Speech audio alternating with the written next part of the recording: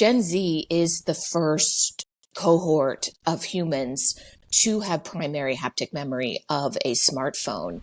And in that regard, I do believe that they are game changers. They are going to teach us how they want to use technology and they're going to force the acceleration of digital because they will not tolerate, right, broken processes, stopping and starting. But yeah, to your point, all generations care about technology and figuring out the right pace of innovation for your clients, I think, is really important. Who are you appealing to and at what stage are they? And then figuring out how to meet them where they are is super important.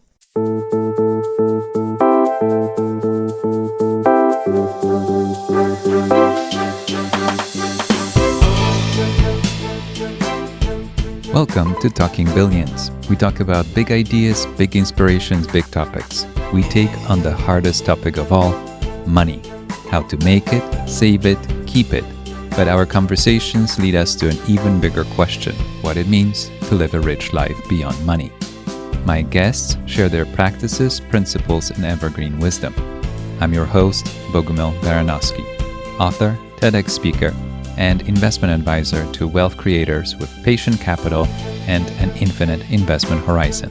I work with families and individuals who aspire to grow wealth over a lifetime and generations through disciplined, thoughtful investments in durable quality businesses while giving money meaning.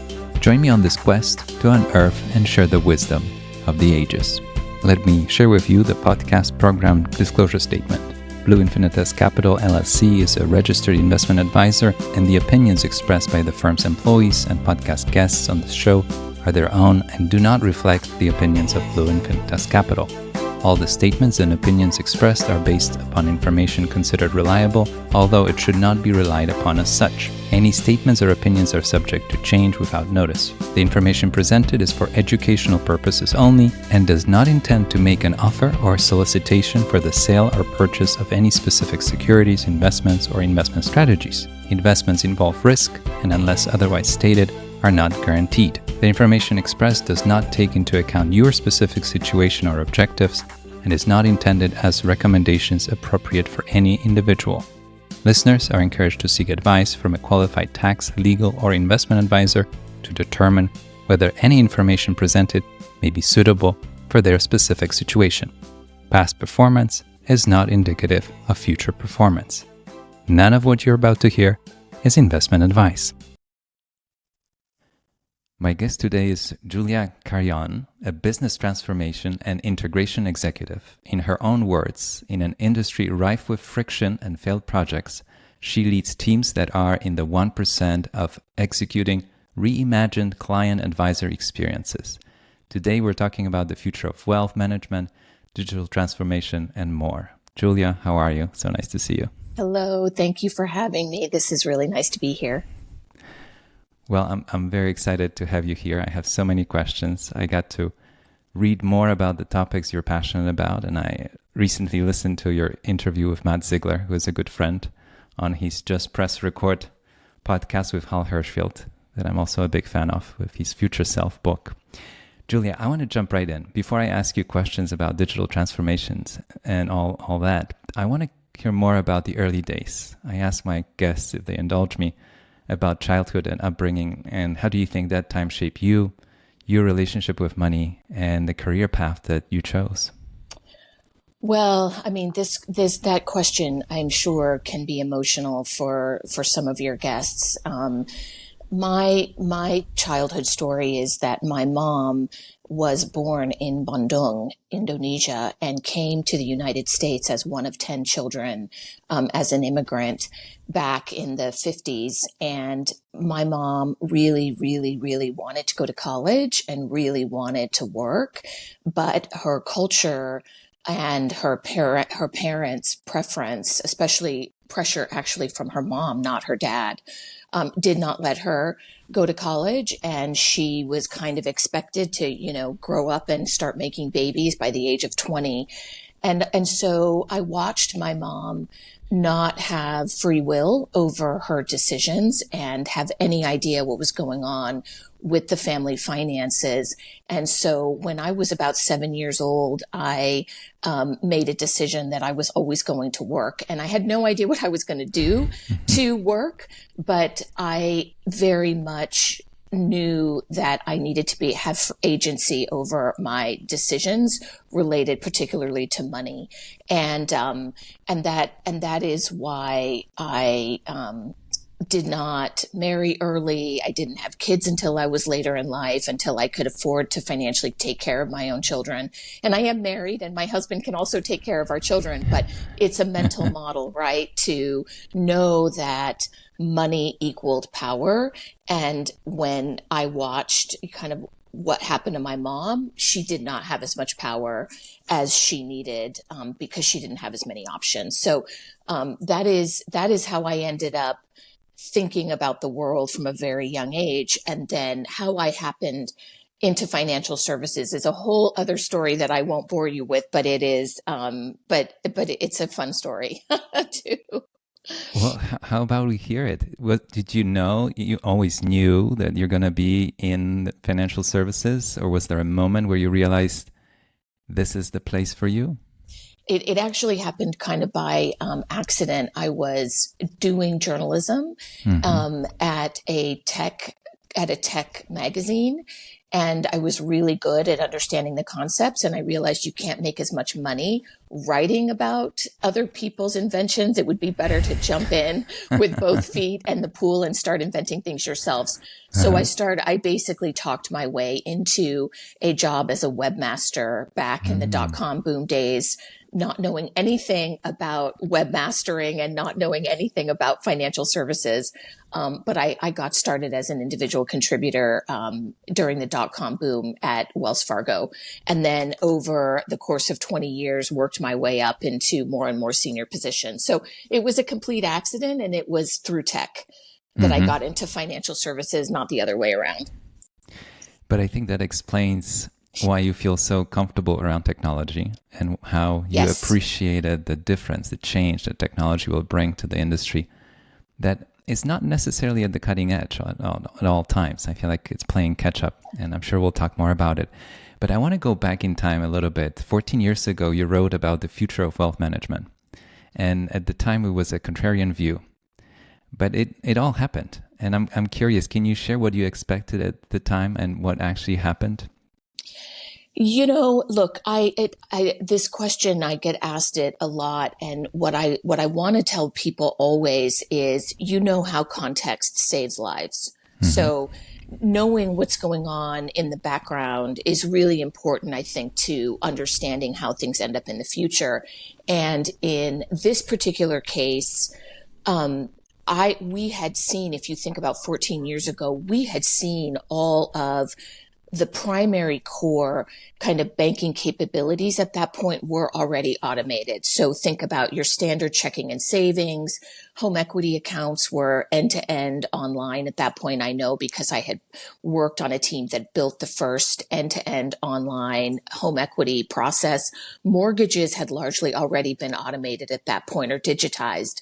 And what I was seeing is wealth management and asset management capabilities were still being governed at large firms by people who largely believed that the industry wouldn't change. And them holding the purse strings to hundreds of millions of dollars, they were all caught up in robo at that time. In many ways, you probably heard me describe it as kind of the shiny toy at the time. And what happened is that I was able to raise funding to get a good amount of money to do research where we spoke to prospects, clients, bankers, and next generation inheritors. And we asked them what it is that they wanted out of a wealth management firm. And trust me, nobody was saying they needed robo, right? Everybody was saying that they needed hyper convenience and that they wanted more of you, right? They wanted more of their advisor. They wanted it to be completely seamless and frictionless. And what I was seeing is that the money at that time, especially at all the large firms, was being directed to robo. And so what I've never said is that robo shouldn't exist. I mean, there is a time and a place for it. I guess what I was seeing from my chair is that the money that could have been going to removing the friction in our business was instead going to building a net new highway for people to do business. And it came at the expense of removing friction in our business. And I think you and I would still say that our business is too rife with paper and broken stop and starting of processes along a client journey. I think everybody is just still struggling, and I think not as innovative, I don't think, as we could be. Sorry You're, for the long answer. no, I love it. And you're touching on so many fascinating topics at the same time. So I wrote down a few things that I wanted to go back to. So I manage money for families, multi-generational wealth. I've been doing it for 20 years and I've seen massive change. And you mentioned paper. I even wrote a piece during COVID, how I'm grateful that paper is leaving my life. And I remember as a student, I was going to grad school in Paris and I had boxes of paper, transcripts from different schools as I was, graduating from one school, moving to the other. And I was thinking, will there be a moment where I can put it all on a thumb drive? Yeah, right. Exactly. And then even the thumb drives went away and we have cloud storage and so on. But I think COVID sped up a lot of it on the client side. But you mentioned something that I want to really highlight. You mentioned the human aspect, that at the end of the day, the client wants you, the human. Mm-hmm. They want to spend time with you. And if anything, that paper leaving my life and technology replacing processes and making things easier, both for the client and for me, the side that client doesn't even see that has to be done, then I have more time to spend with clients. And I have those extra hours that I can have a longer call or see them for lunch or dinner or coffee. And these are the moments where I feel like I'm adding a huge value, because in those moments I get to get a better context of the decisions that happen when it comes to the investments. And obviously I need a lot of time on the investment side as well, but their technology also sped things up. So it's fascinating how paper has left my life and I think our lives in the last few decades, and I hope it's not coming back. Well, and look, I think that is the right perspective to have on it. A lot of people fear innovation, right? And we're hearing it now with the AI conversation of AI is, going to take your job. I've been spending a lot of time back on Twitter lately, and there's a huge amount of fear mongering on that platform that AI is, coming for people's jobs. And I have never, ever kind of perceived technology that way. I have always found it to be exactly how you've described, which is if you can get rid of the rote tasks that technology can automate for you, it just frees up more time for the human beings to then do more of what you do best and add value in ways that are more meaningful. Maybe it gives you more time to figure out how to engage with those next generation members of your existing clients' families, or come up with a conversation for multiple siblings to get on a call with you and just hear what their hobbies are. Like, it's not a all or nothing kind of game. And I think that the idea of fearing technology is just, it's really unfortunate, because, technology is only as good as the human beings behind it. And I do think that that's even the case, even with AI. So. And I think there's even more change coming. You brought up generations, and in my kind of work, I work across multiple generations. So I know the beneficiaries of some of the trust that might be 20-year-olds and then 40-year-old, and then there are 60-year-olds and 80-year-olds among my clients. And I notice how they interact with technology in different ways. And obviously, the younger generation is very quick with things. But then I'm really, really impressed how the generation that I would have thought maybe could be less comfortable with it, they jump on it too, because they don't have to make a trip and print something to sign it, scan it, and send a copy for me. And I had those experiences during COVID where we're all living in a peculiar world where I needed something or the client needed something, and they would do it on their phone and just send to me a quick email. Hey, I was able to do it through the app. It's done. Yep.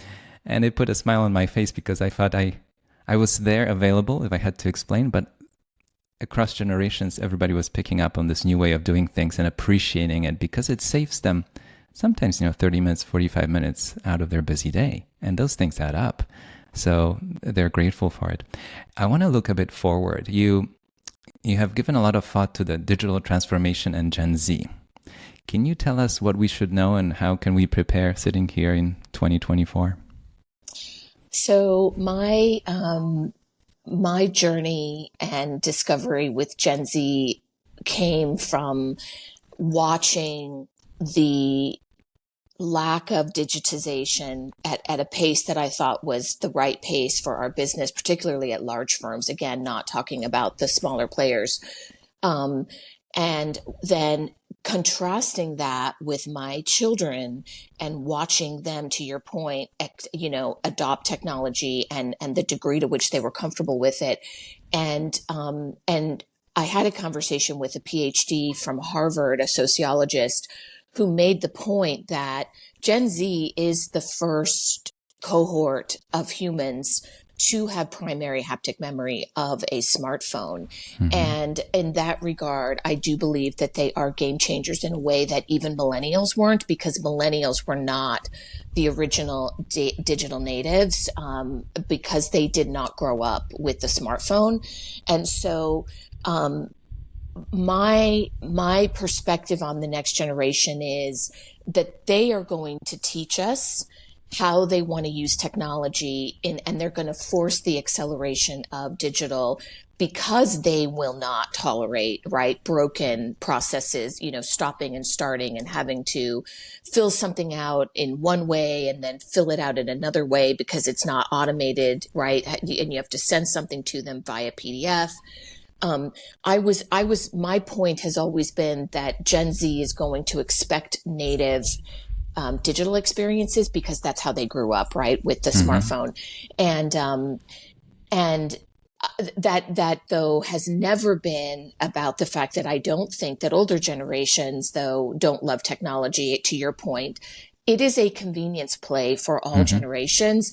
And so balancing the convenience with the security, with the, ability now for more people to get catfished or fished online or whatever the different kinds of ways that you can socially engineer someone, balancing all of that is going to be more and more critical and I think top of mind. But yeah, to your point, all generations care about technology and figuring out the right pace of innovation for your clients, I think, is a really important way to think about innovation and like, who are you appealing to and at what stage are they? And then figuring out how to meet them where they are is super important. You brought up the memory of just growing up with the technology and the smartphones, but I'm thinking that I'm 44, so I have the memory of many different technologies. Yes. in my life. And I was at a yard sale once. I don't know what the circumstances were, in suburb New York somewhere, and somebody was selling all kinds of technology from their garage, and there were cassettes and tapes and all kinds of things. And I realized that I might be among the few who can appreciate the both ends of it, right? Like my generation. So I know what these things are. I remember them working. But then you have a whole generation that has no memory of those things.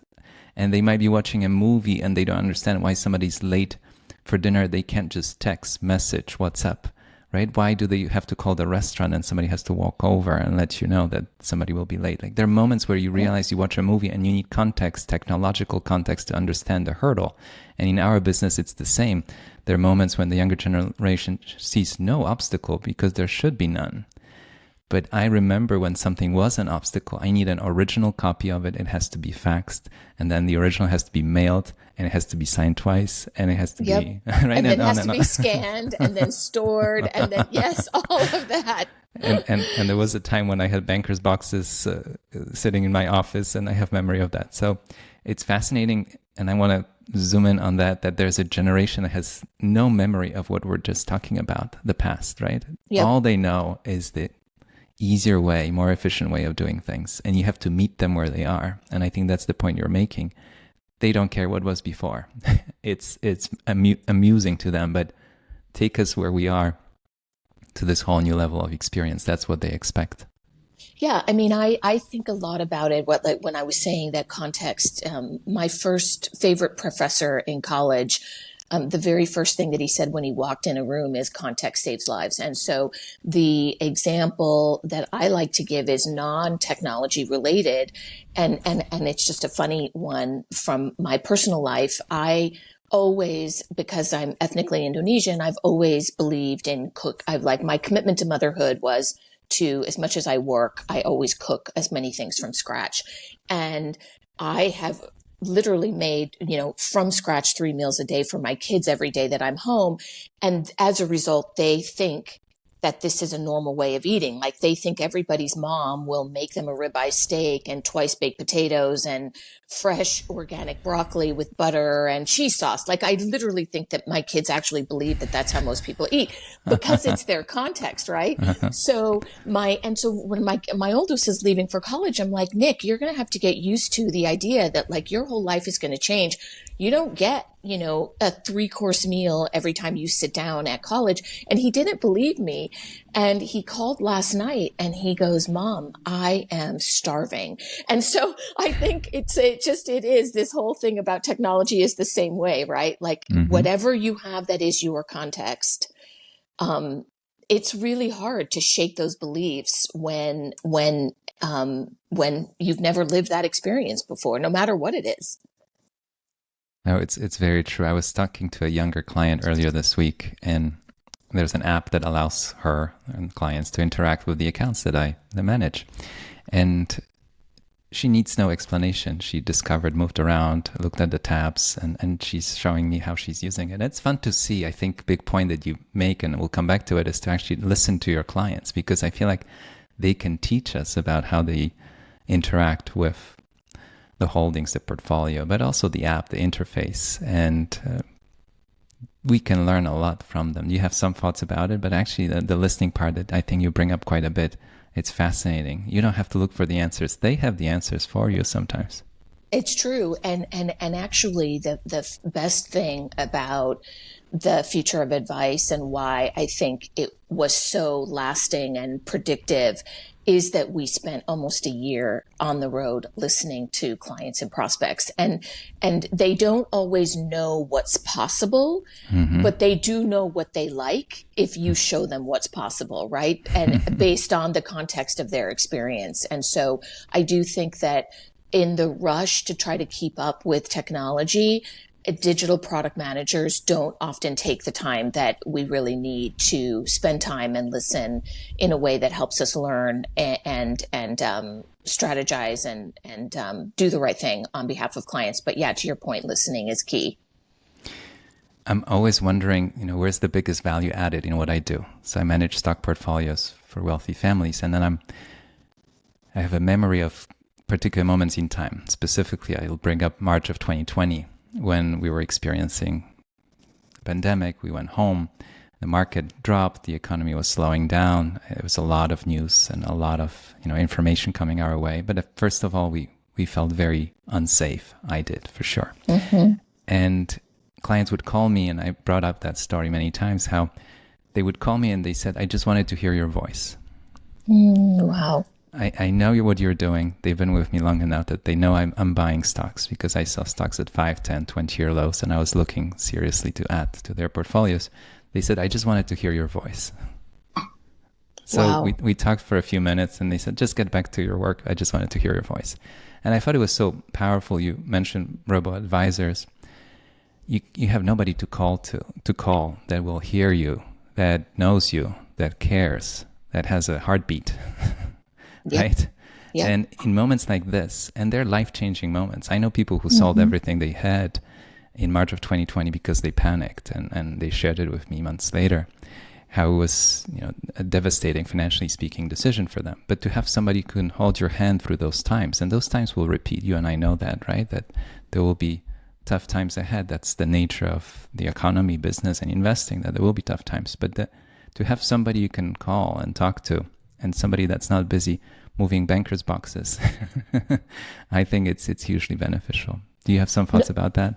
I do, and what I have to say about it is that I have always, I've been in wealth management now for 20 years, and I have, as somebody who's pushing the envelope for more digitization, but I have always said that will always be a future, human-based business, and for all the reasons that you mentioned. And for me, the pushing of the removing friction part and making things seamless 360 degrees across all channels has always been about convenience. And then ultimately the promise of hyper-personalization that is, I think, the future. And that's, I think, where AI really comes in to make things really rich. But yeah, it's never been about disintermediating an advisor. And I think if you put yourself back 18 years ago when at least I started beating the drum of digitization in the wealth and asset management space in particular, that was the fear. And I think when I reflect on what could I have done differently, I think I needed to kind of reset my communication style because people really did hear digitization and then think about it in the context of robo and then think about I'm going to be out of a job. So I do, thinking and reflecting on how you get better at what you do for a living. You do it all the time. I do it all the time. I think maybe I wasn't communicating effectively, but I always do believe that humans are not going away. No, we're here to stay. We need each other. I still want to go to a dentist that knows my name, will hold my hand. Me too. Right? That's how I think about it. When I'm listening to you, I'm thinking, and I wrote down for myself, that I see two speeds. And I'm curious how you look at it. And I'll explain what I mean. On one hand, certain things really sped up in the sense that things can be done quicker. Even my research, the tools that I have, the access, how quickly I can sift through transcripts and look up quarterly earnings. It's quicker. It's just quicker. But then the result still takes time. Business to grow 5x or 10x will need a decade, right? Or you need years. So yep. I think when I'm thinking of the next generation, it might be confusing as it was to me when I was 20. Where are the places where I will see the acceleration and where are the places where time is still needed?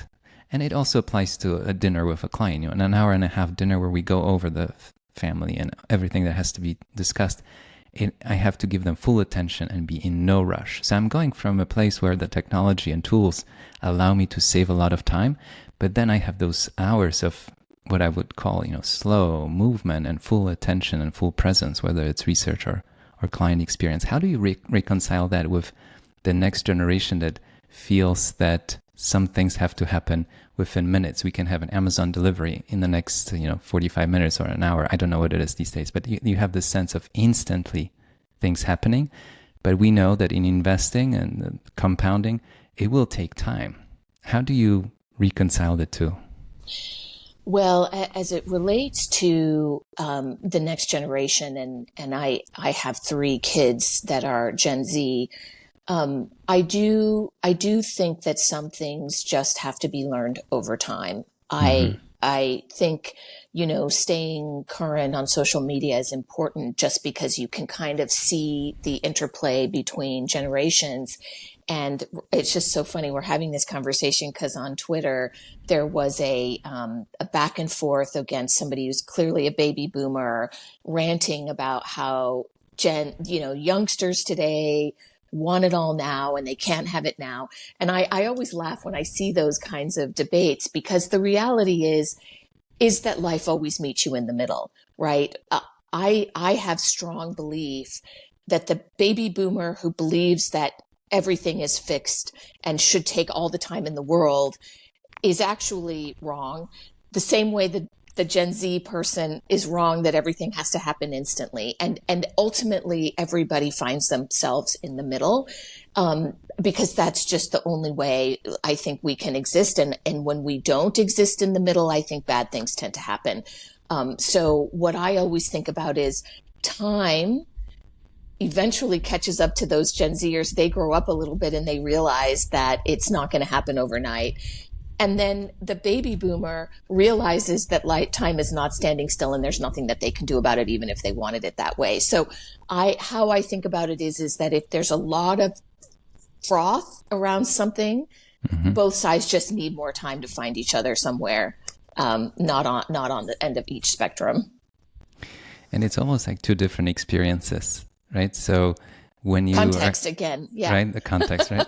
When you're at a really nice restaurant and you're having a celebratory meal, I don't know, an anniversary, you slow down. You want to be present for the next hour and a half, right? So I think intuitively we know that there are times when it pays to slow down and Yes. wait for things. And then there are times where there's no point for me making 3 copies, faxing, scanning, and putting it in a file if I can do it with one click in the app, right? I think we can appreciate that it all depends, right? You don't want to rush through an important dinner, but there are I love moments that. where, It's a great analogy. right? There are two speeds that can coexist, no matter what technology does to our world. I think that two I speeds love will that. coexist, right? No matter what. I'm curious about the frictions that remained. You wrote the paper 14 years ago. We were talking about the more recent digital transformation that you see. And I'm curious about the future. And I think looking at the existing frictions left in the wealth management industry, it's a good place to explore what you foresee going forward. What else is left to be addressed? It really depends on the size and scale of the organization that you're dealing with and how much kind of legacy data that they have to wrangle with, and kind of what is the state of the underlying infrastructure. And so what I see a huge amount of opportunity in is complex account opening. There is a huge amount of friction still there, and then figuring out how to make sure that sort of in your line of work, a complex family is able to be understood, and then you can leverage the technology on top of that to then help customize their experience. A lot of that gets into privacy and visibility rules and who can see what and who can't. And but I think ultimately this idea that a family entity with a lot of complexity in terms of multiple generations, and what does that mean for their holdings, and then in light of any trusts that are there, I think that there's still a lot of wood to chop in terms of layering the regs with the technology, with the processes needed to really make that experience as hyper personalized as we think it should be, or ultimately will be in the future. There's more to do, it sounds like. Don't you think? I mean, So I would love to get your perspective on that and your day to day in terms of, not just seeing somebody as Bill Smith, I saw a couple of leaps throughout the last 20 years. And I remember going to the stock exchange, just to tell you a little anecdote, when I started in 2005 in New York, and they still had paper tickets. And one of the floor traders, gave me one of those paper tickets, an empty one. He said, "Save it, because these will go away." And the floor was actually busy. There were still people trading, and it wasn't what it was probably in the 70s or 80s, but it was still alive. But he told me this will get quiet. And he retired since. But I went there with one of my interns again 5-6 years ago, and the floor of the New York Stock Exchange is a monastery. It's a quiet place, and there are just computers humming, and most of the trading is not actually physically happening there. And you just have the news crew reporting now and then what the market is doing today, which is always amusing, because I wonder, how do you even know? I mean, such a complex, organism. How do you know why the market is up or down today? And even if it matters to somebody, it doesn't really matter to me day to day. But anyways, it's fascinating, that kind of change.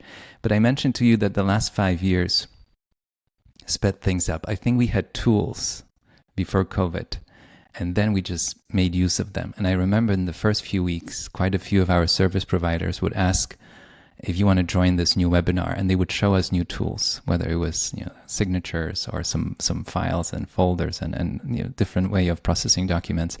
And in those few weeks, I thought, I'm very busy anyway, but I want to do it because clients will ask for it, and I'm not in the office. I don't have a printer. I don't have all the previous surroundings that I had. And I will have to do it with my laptop. That's all I have. And clients need it. And people needed things at the time quickly. Things were changing. So I spent that time to learn all those new tools that I sort of knew. And then I realized that within weeks, we just rolled them out and paper just disappeared. I wasn't using paper at all within weeks. And a year or two before, there would be still some paper, some forms. And I'm sure you've seen it too. So I think we needed that kind of friction, that this was the only way to do business. Like this was the only way to continue efficiently.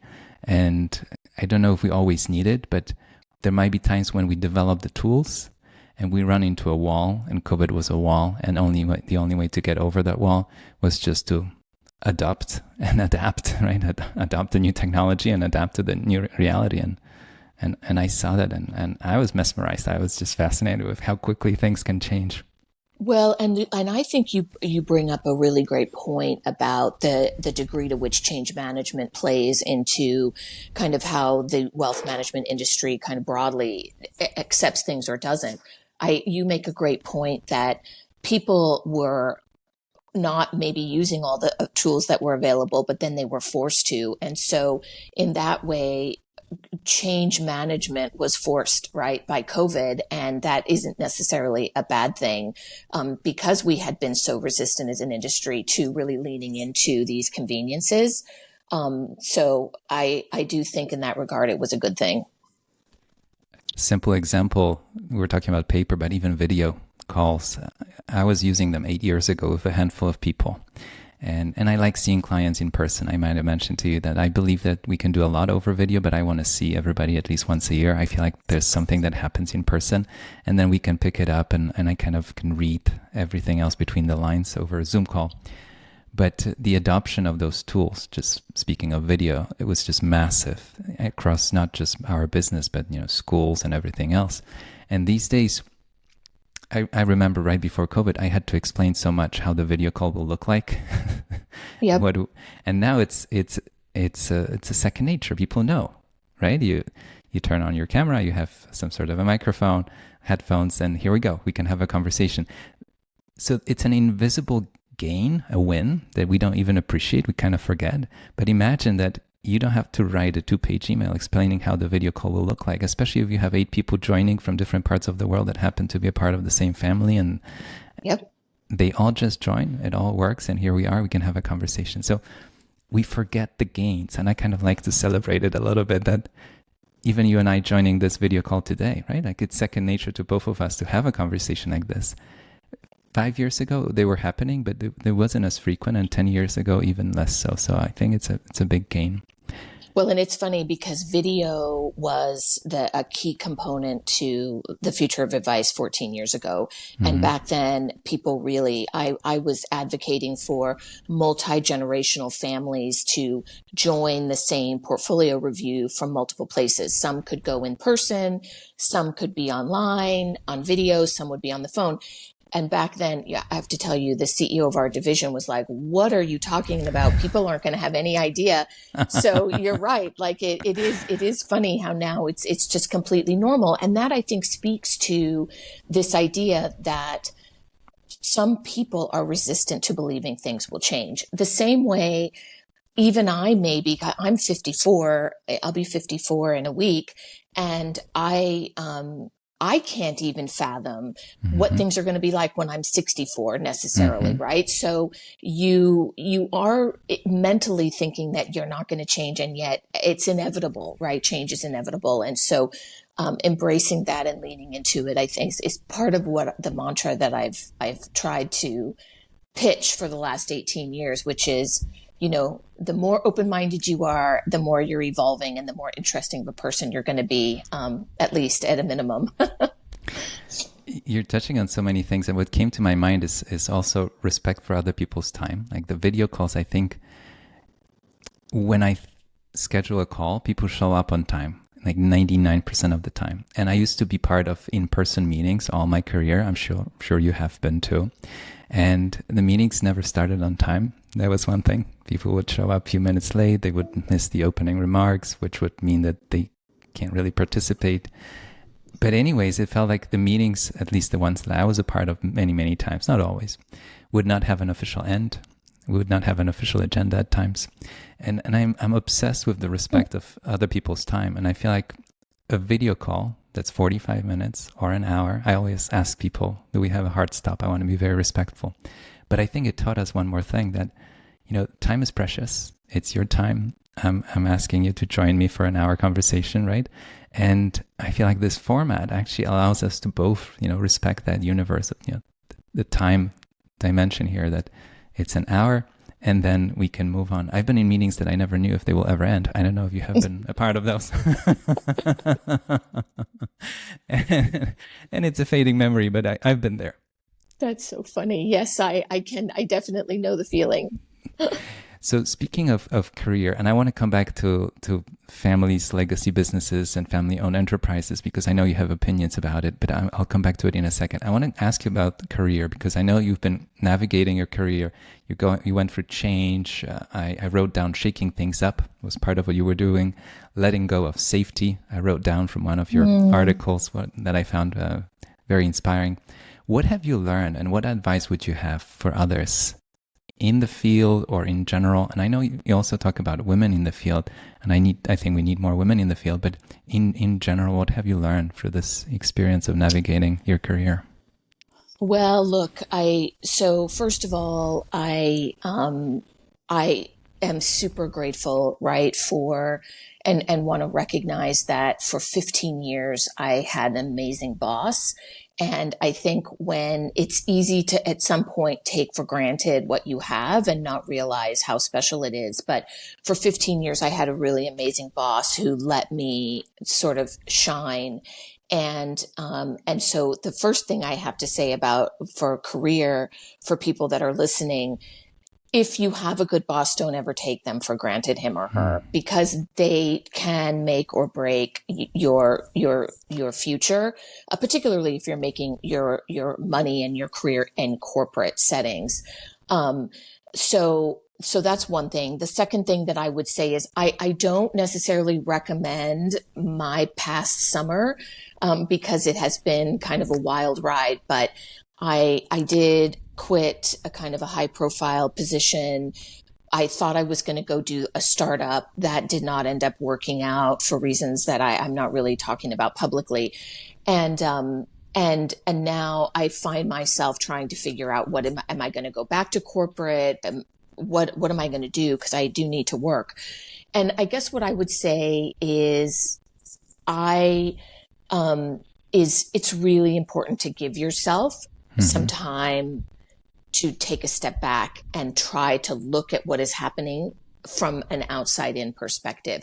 And I didn't do that because I was kind of in a washing machine of emotions and didn't realize kind of how much of a break I really needed, because I've worked for 30 years without a break. So this summer is the first time I've never not worked, and it's been an interesting emotional roller coaster.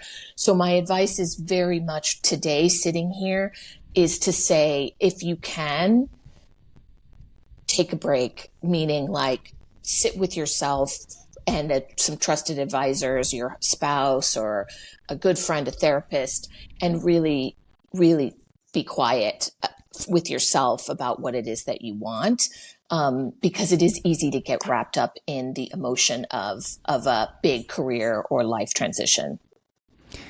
I'm thinking of the power of a sabbatical, and it doesn't mean, years off. It could be sometimes a few weeks off just to regroup and look 100%. At things from a different perspective. And I mean, truth be told, and I've worked in different environments, but if you show up every day and you do the work, you kind of forget the context. We talked about the context, right? And sometimes it's helpful to leave the context for a second and look at it from outside and realize, yes, it has served me for so many years.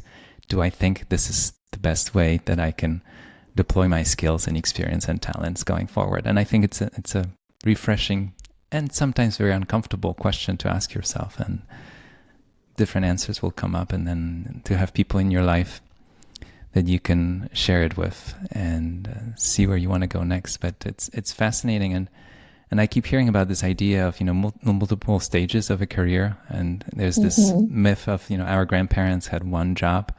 Actually, in case of my grandparents, it's sort of true. I think they had at least 2 careers, but the younger generation, including myself, there are multiple stages, and I've been with different institutions for long periods of time, a decade at a time, really. So, but I have friends that moved around every year or two. Yeah. So I think we all have a different way of, finding the place that works for us. And if it requires a change, then, so be it. It has to happen. And we have to let go of the safety. I like that phrase. Because it does in a way become a crutch that can be a trap. And if it isn't serving you, it's sometimes hard to admit that to yourself, right? So having some perspective and distance from it, and knowing what is serving you or not, I think is really important if you can take that time to understand what that is and get really clear on it. I love the sound of that. I think it's a great advice. I want to connect a couple of dots throughout this conversation that we talked about. We talked about listening to clients and multiple generations. And in one of your discussions, you bring up legacy businesses, family-owned enterprises. But I think it applies to a family fortune where there are many beneficiaries across multiple generations. And you bring up the fact that the next generation has so much to offer if they're included and listened to. And I wrote it down from one of your interviews. I really liked it because I feel like they do have a lot to offer, and they might not have an equal, chair at the table, so to speak, and for a long period of time. But they are watching, and they are listening, and they have opinions, and they have observations, and maybe they see things from a different perspective that might be helpful to all of us involved in helping the family, on their journey. I'm curious to hear more. Well, and this, it just could make me want to cry. I am a huge fan of Sarah Blakely, who founded Spanx, and she recently just started a new company called Sneaks, which is a stiletto heel that looks like a sneaker. And she just posted something on her Instagram a couple of weeks ago about, they're always watching, and who's watching you, and what does that mean? Well, she's a billionaire, the youngest self-made billionaire in U.S. history at the time when she did it for herself. So before Kylie Jenner. And she moved the camera for what she was talking about to show her 10-year-old daughter, Tepper. And she said, my daughter has been watching me every step of the way while she's been learning and building this new company. And she said, imagine what's going through her head, and imagine how she's going to show up when she's 25, right? She has been included. She has been listened to. Her kids are the ones who have given her marketing ideas for how to launch this new company. Her kids are very small. And I thought that was a really beautiful thing, and exactly captures what I have been saying all these years about listening to the next generation. They are always watching, and so many of the prior generations' belief is, we know everything, and you guys don't know anything. And as a result, I have seen very many disenfranchised next gens who don't feel engaged and involved with the generational wealth that they're dealing with. And I think it doesn't serve the family ultimately in the end. So involving them and hearing what they have to say, and making sure that you understand their perspective, I think is a huge win. And I'm sure that there's so many family dynamics coaches out there these days that understand that. But I do, in my line of work, have seen that it has been a miss in prior generations. Well, it really resonates with me. And I brought it up. I wrote a book, Money, Life, Family, where I shared what I've learned managing family fortunes. And towards the end, in the last third of the book, I mentioned that the whole family has to be involved. It's very helpful if everybody has a part in it, and it can be managed in different ways, and it's more nuanced than that. But I've worked with multiple generations, and in the last 20 years, some of the younger kids, kids at the time they were kids, they were my interns, even if they chose careers that have nothing to do with finance. Now they're in their 30s and 40s, and they come back and they have a much bigger say and actual responsibility towards the family fortune. And it makes me smile that I feel that they are more empowered to ask the right questions. And it's so fun to see for me that they speak the language. The vocabulary doesn't sound foreign to them anymore. They might be in a completely different field, but that's really secondary. The fact that they feel that they can ask a question, get the answer, understand the answer, and be a part of the process, I think it's very empowering, and I love seeing that, and I feel like we could do more of it, and I think it can help the whole family. I mean, truth be told, a multi-generational fortune is here not just for this generation, but for the generations we can't even think of just now, right? So you have to involve the next one in the best way possible, and obviously there are different dynamics and so on, but they have to have a say because they're watching. 100% agree. I have one big question for you that I like to close those conversations with, and I ask my guests about their definition of success, wherever you want to take it. I'm curious how you think about it. So I will take it since I'm doing deep reflection on my career. I would say that my definition of success is, have you paid what you have learned forward? And how is it that you show up as a leader? And do you make it all about you, or do you make it about others? Are you hogging credit for people's ideas, or are you giving it away? Are you coming to work and trying to make somebody's job easier, better, and or giving them feedback that makes them better? And are you doing it in a way that is respectful and kind? I think that leadership and what that means in a corporate setting is largely missed a lot these days.